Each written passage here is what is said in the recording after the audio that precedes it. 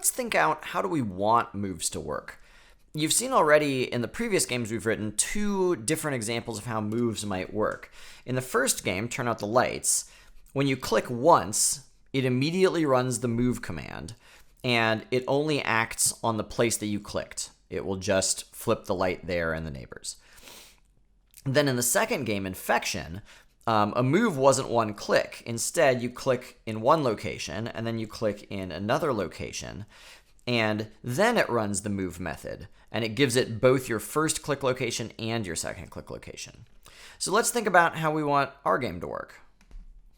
It might seem like we want something like the Infection game, because when you're playing card matching, you do want to click twice. You want to click on a card, and then you want to click on another card, and then see if they match.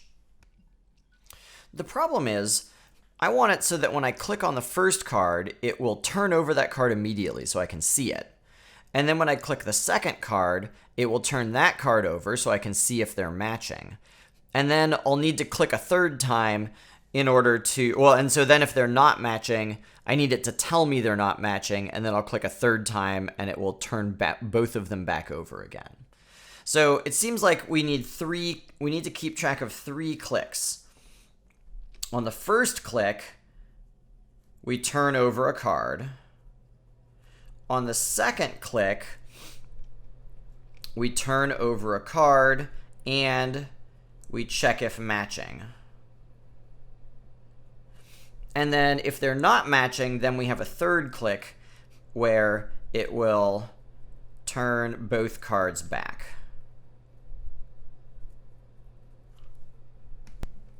Let's look inside the framework and see how we might support this. So here I am inside Run Graphical Game. This is the code that we had from the Infection game. So I had a variable that I declared at the top called numClicks, and then every single time they click, the mouse released method runs. And so here I'm saying if the number of clicks is 0, then let's get the location they clicked at, and then let's just increase the number of clicks as a way of remembering, okay, they've clicked once.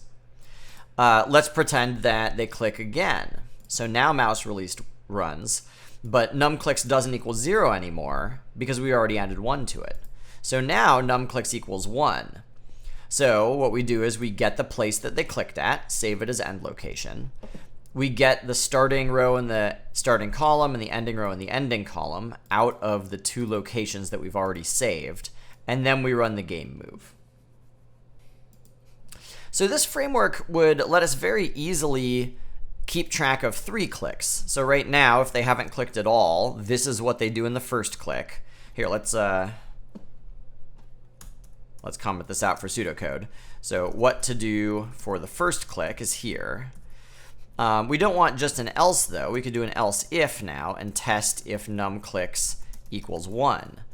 Because if numClicks equals 1 and they're clicking again, that must mean it's the second click. So this is what to do for the second click. Otherwise, it must be the third click, so what to do for the third click. Okay, so for debugging purposes, let's do this. Let's have a print statement that says this is your, well, actually let's do it at the end. So no matter what we do, well, let's do it this way. This is going to be, I think, easier to think about. No matter what, let's record that a click has happened. So let's say numClicks++. And then let's print out this is your numClicks click.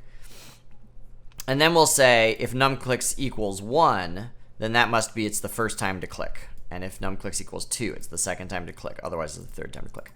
Okay, so already we can run this code and see what happens. Here we go. So you can see, whoops, let's get my console out here. So you can see I clicked and it said this is your 1 click, this is your 2 click, this is your 3 click. Oh, but then it just keeps counting up. So one thing that we want to do is we'll say if it's the third click, let's set numClicks back to be 0 again. Oops, set it back to be 0 again. So now when I run it, you'll see this is your first click, second click, third click, and then back to first click, second click, third click. All right, so now we've got a system where it knows which click number we have. All right, so let's write some pseudocode. What did we actually want to do on the first click? What I wrote on the whiteboard was we wanted to turn over the card at the location we clicked. And then what we want to do for the second click is turn over the card at the location we clicked, and then check if it's a match. And then what we wanted to do for the third click was, if there was no match, reset the two cards to be face down. Because you get to decide what commands a game board can do, you can add your own commands. So if you want a command that turns over a card at a location, that's easy enough. You can just say public void flip card, and then you give it a location, like a row and a call.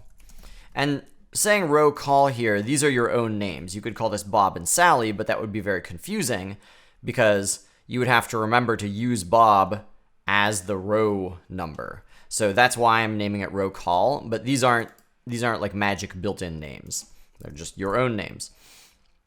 And so then here you would change the, what did I call it? The face up, change the face up grid so that the card is now flipped over.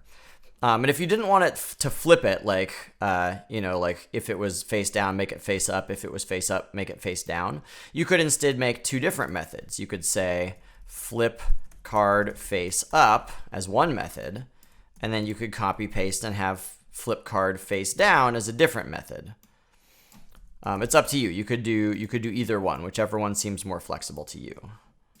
So if you made that method, then in order to turn over the card at the location we clicked, if you look in your previous game, you already know how to get a location object, start lock, from the display object. You ask the display object where the mouse x, mouse y coordinates are.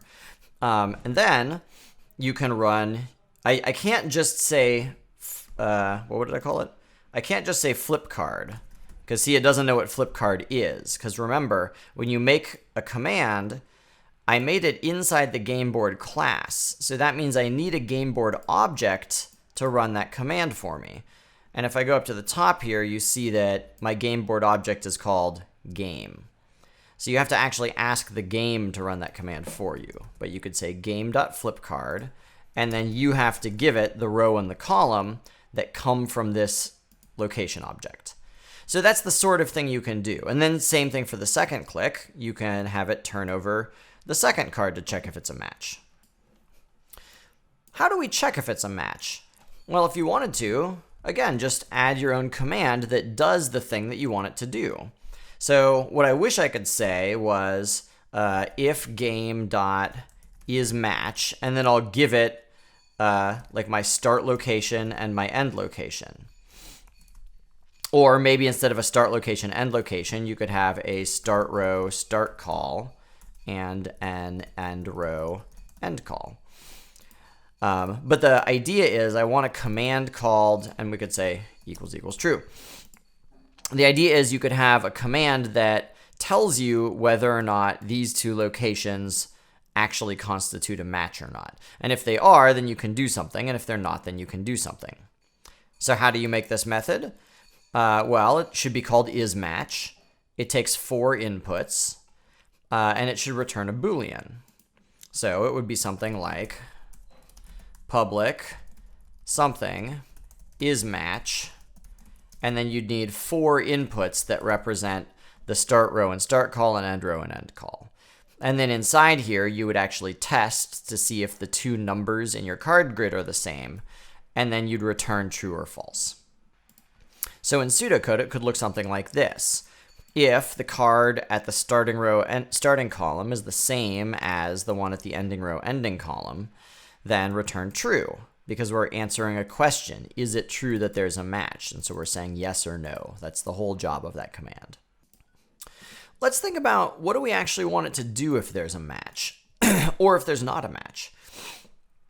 I think like right after we do the second click, if it is a match or if it's not a match, I want it to display some words that say like, congratulations, there's a match, or there's not a match. But I don't think I want the game itself to actually do anything until you do that third click to acknowledge that you have a match or you don't. So I think we actually wouldn't want to run this in here. The reason why not, I mean, I could have it try and display a message here. So like system.out.println, you have a match. But the reason I don't want to do that in here is remember what method we're in. We're inside of a method that only runs for a split second as soon as the mouse is clicked. So if I display a message in here, it's only going to appear on the screen for a split second. Well, if I display it to the console, then you'll see it forever. But I don't want to display it to the console. I want it to actually appear in my graphics window. And so if you were to replace this with a text command, where you're displaying it in the middle of your graphics window, it would only appear for a split second unless it's in the draw method, because the draw method is the one that displays the frames on an ongoing basis. So I think what I actually want to do is I don't want to check if it's a match after the second click. All we do is we're just going to turn over the card location for the second click. Instead, let's go back here to draw, and here's where we can paste it. Here's where I can say if it was a match, then let's display some text that says you have a match. Otherwise, we'll display some text that says sorry, no match. But I got to think again about when do I want this to happen. I don't want this to happen all the time. Like, I don't want this to happen right at the beginning of the game before I've done any clicks at all. I only want to display this message if numclicks equals 2. So just at the end of my second click, that's when I'd want to say you've done it or you haven't done it. So let's comment this out as pseudocode. And so that takes care of the second click. And so now the third click, when they acknowledge what to do, that's when I actually want the game to either keep the cards face up or flip them back over. And so here, again, we'd have to say if, and then game dot, what was my match one called? Oh, I commented it out. That's why it's is match is what I called it. Is match. I was trying to autocomplete it, but it doesn't autocomplete to a comment. Okay, so then I'd say if game.isAmatch, and you give it the same inputs, your first location and your second location. But I want to know if it's not a match. So if it's not a match, then I want to tell the game to flip both cards back over. If it is a match, I can keep them both flipped face up, and it's not a problem. Okay, time to test it. I've gone ahead and implemented all that. So when I run the game, so here I click, and interesting. So for my first click, it seemed like, oh, maybe this is the gray square because I didn't fix that other bug from day one. Let's try this again. So when I click, okay, so it reveals a tile, and I click again and it reveals a tile. But now it's supposed to be displaying that I won or I did, or like they matched or they didn't match, but it doesn't seem to be displaying. I click a third time and they disappear because there was no match, so that's good. So no match. So it seems like that part's working, great. And so now I click a third time and they stay because I have a match. So it seems like some things are working and some things aren't. Let's fix the display problem. Okay, so after a little bit of experimenting, we should set the fill and the line color. Stroke sets the line color. So the fill and the line color to black. We should set the text alignment mode to be centered, so that way when we say you have a match and we're displaying at these coordinates, that's going to be the exact center of the text.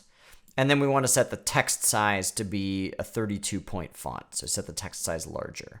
And here's what it looks like when it works. I run it again and I click, click, and it says, sorry, no match. And then I click, click, and then eventually, wait, I should have been paying attention here. Oh dear. Let's go, oh, wait, Did I remember? No. I'm very bad at this game, it turns out. I have a match. It looks like I'm not displaying it quite centered, and I might want to have a larger font size. But generally speaking, this seems to be working okay so far. So in tomorrow's video, we'll finish it out. We'll think about what to do when there's a winner, and we'll try and handle situations where the user isn't clicking in places they should.